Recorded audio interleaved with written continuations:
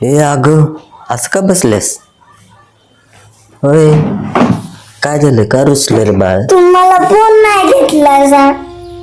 अगं तुला फोन घेऊन काय करायचं सांग बरं? वायपट फोनचा काय तुला उपयोग आहे बाळ?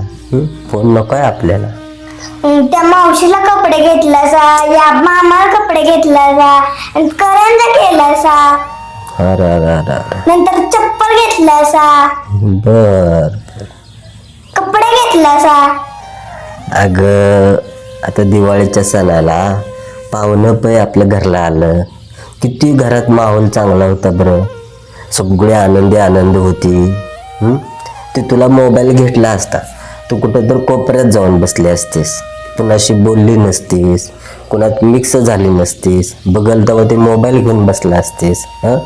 तो आनंद जो तुझा होता, फटाकड्या फोडल्यास, त्यांच्यात मजा केली, खेळला तुम्ही सगळे पोरं, काकांशी बोलली, काकांनी तुला कडेवर घेतलं, हे तुला त्या मोबाईलनं घेऊन दिलं असतं का? नुसतं हां, मग आनंद हे दिवाळी साजरी करण्यात आहे. ही जे आहेत ना भौतिक साधनं, त्यात आनंद नाही बळा. त्यामुळे ही आपली माणसं दिवाळीमुळे येतात, आपल्याशी बोलतात, तेवढंच निमित्त ग त्यांना आपल्याकडे येणं. हे सगळं दिवाळीमुळे होतंय. मोबाईलमध्ये काय नाही बाबा, मोबाईलमुळे माणसापासून तुटतात. त्यामुळं असे सण जे आहेत का नाही ते मोठ्या थाटामाटात साजरे करतात.